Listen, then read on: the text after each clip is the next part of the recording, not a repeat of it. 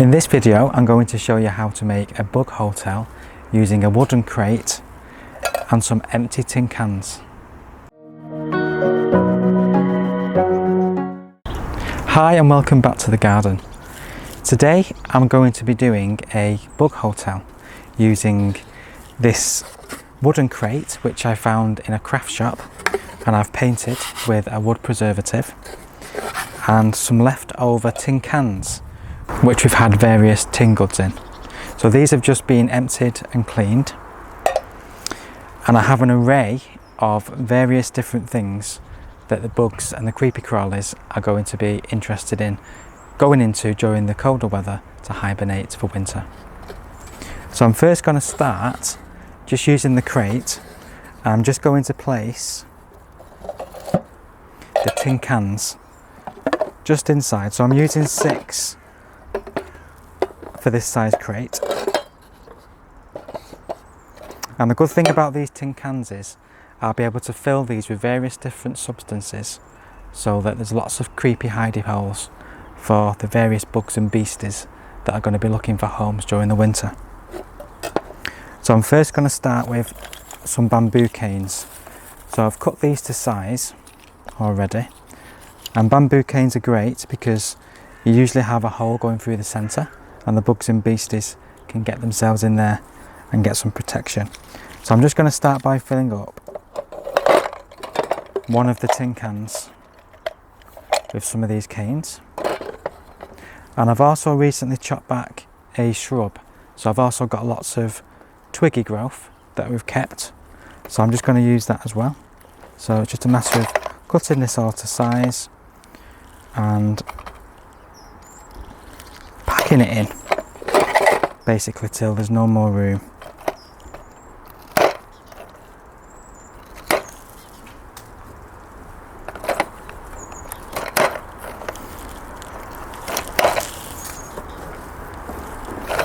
And this is a really great time to be doing this because as we're getting into the colder weather, there's going to be a lot of these creepy crawlies and bugs that are going to be needing a place to hide away for the winter time.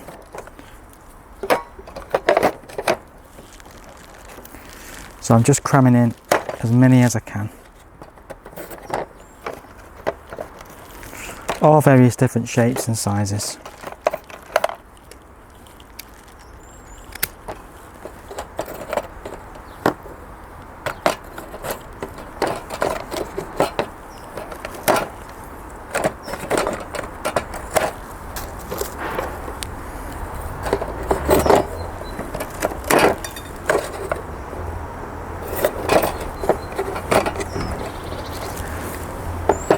So that's my first can filled with twigs. So the next can I'm going to use, and we've collected some of these pine cones, and I'm just going to place a few of those into the can. Many as I can fit, just squeeze it right in. Squeeze it right down, and then just in a few gaps I'm just going to use some of these dried leaves that I've managed to save, and I'm just going to stuff them right down in alongside where the pine cones are.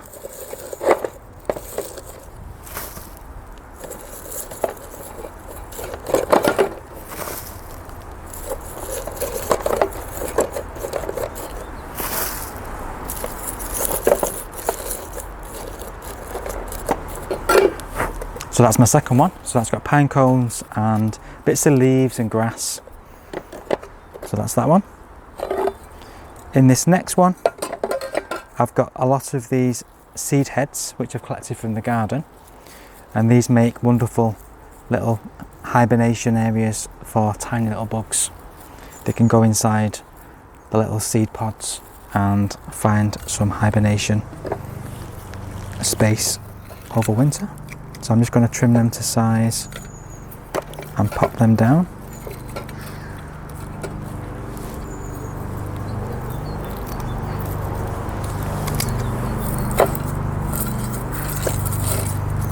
And the more variety in seed heads and shapes and sizes you've got, the better the result will be. in terms of how nice it will look, but also in terms of the different habitats for the various different bugs and beasties. So here I've got some Achillea, I've got some Salvia, and I think they are Lichness, so they can all pop in there. And I've got some Rebeckia as well, so I'm just going to pop them inside as well.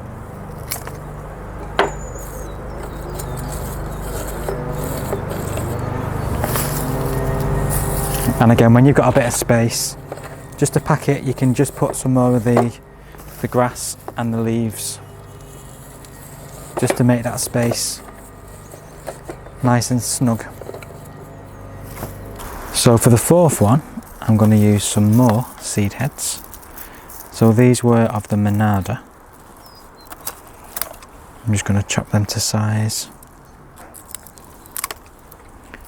and they're going to go inside there. Now Monarda stems are hollow, so they are also perfect for hibernating insects. So I'm going to pop them in there as well. And I've got some Aquilegia seed heads here as well. There's probably some seeds in there still left from summer, so they're going to go in amongst those seed heads there. And I've got some fluffy tails of the Persicaria, so they're lovely seed heads as well, and they can go in alongside all of them. Some more Monarda twigs, they can go in. So it's just a case really of having a rummage around the garden and seeing what you can get. Seed heads, bits of twigs, leaves. I mean, last time we cut the grass, we took some out of the grass box and let that dry, and that's what we're going to be using here today. So some extra bits and pieces there from the bamboo canes, they can all go in. Then I'll use a few more twigs just to pack it up.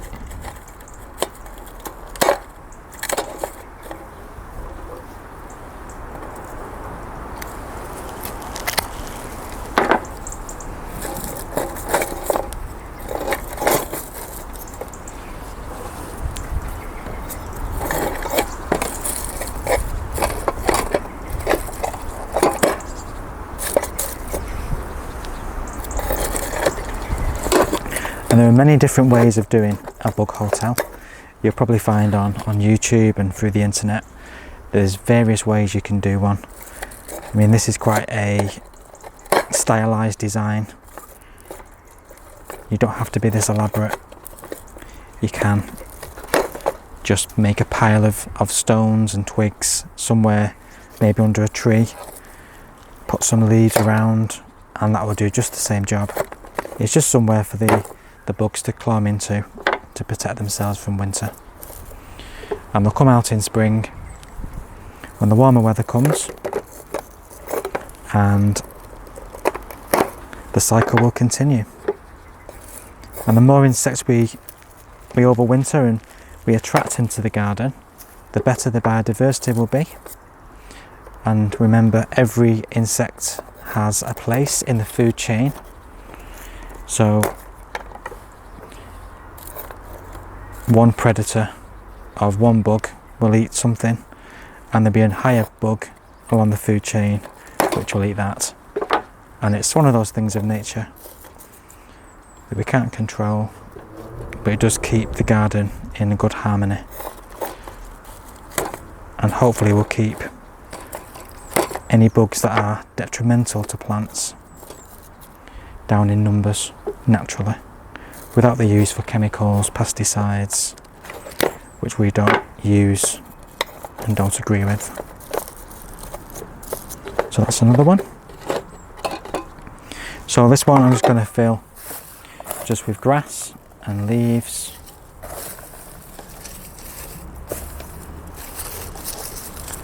Pack all that in.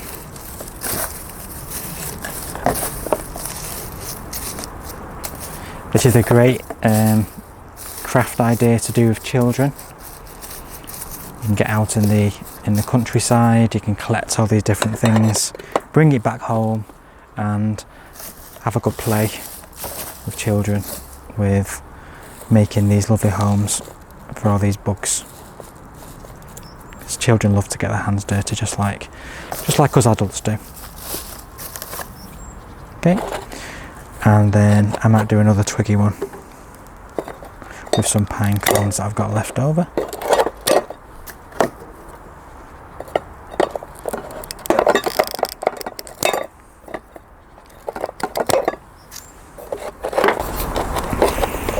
So I'm just going to get some more pine cones and just stuff them into the bottom of the cans.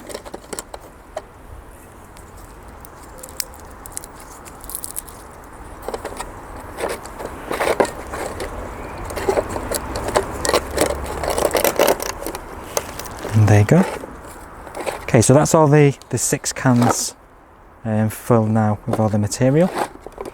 So I've also got a few pieces of thicker pieces of wood which I've drilled some holes into, and these can be used for bugs and beasties to go inside. There's also bees that love to go into these type of habitats.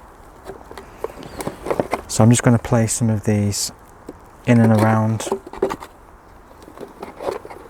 the cans that I've got.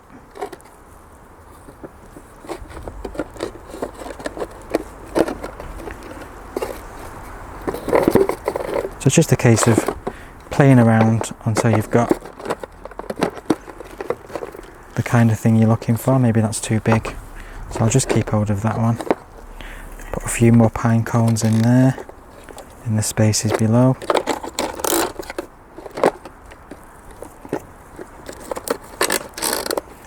And then I'm going to use some more of these dried leaves and grass just to go around the cans and fill in any spaces. If you have any moss, I mean, moss is a good thing. You can, when you're scarifying your lawns, you can keep some of the moss behind, and that's also a great little habitat that you can be using to fill these gaps. Lots of dried leaves.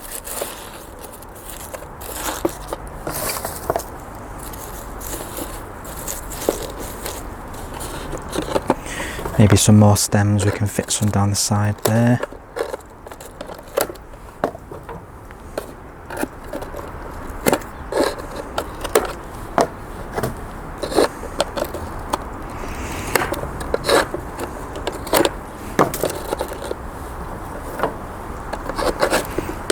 So what I'm aiming to do is have it so that nothing's rattling around too much. So when I do come to turn it over, it's not all going to fall out.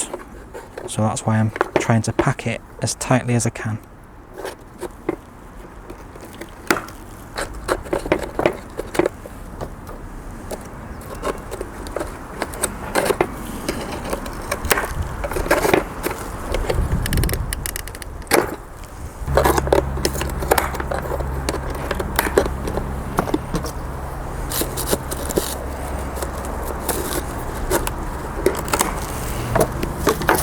Few more leaves, push them right down.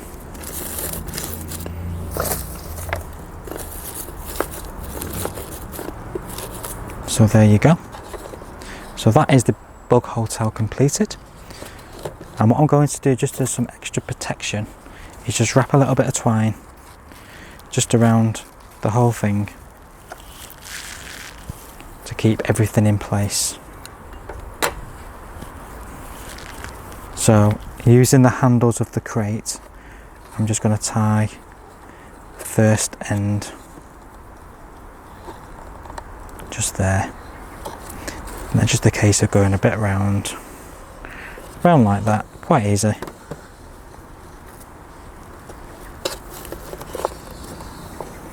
And that just makes sure everything's nice and secure. So I probably that like that, and then tie it this side on the other side where the handle is.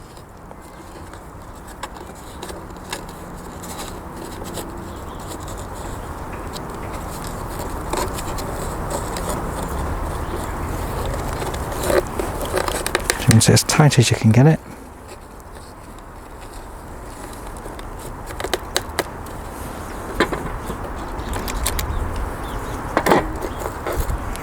So when you come to turn it up on its side, hopefully it's not going to all fall out, and that's it. And if you wanted to, you could put a bracket on the back of this and you could hang it on the wall if you want to make it into a decorative feature. But I'm just going to place it somewhere underneath the tree, on the floor. I might put some tiles down on the floor just so the wood's not on contact with the wet soil, just to keep it a little bit more preserved. And that can just be left alone during the winter time, and all them bugs and lovely beneficial insects can find somewhere to live over the winter. So I hope you've enjoyed this video. Please give us a thumbs up if you have. Subscribe if you've not already subscribed to the channel, and if you have any comments, please drop them in the comments box below. Any questions about this bug hotel, how we've made it, and any materials we've used, just drop them in the box below and we'll try and answer as soon as we can. So thank you for watching, you take care, and I'll see you soon.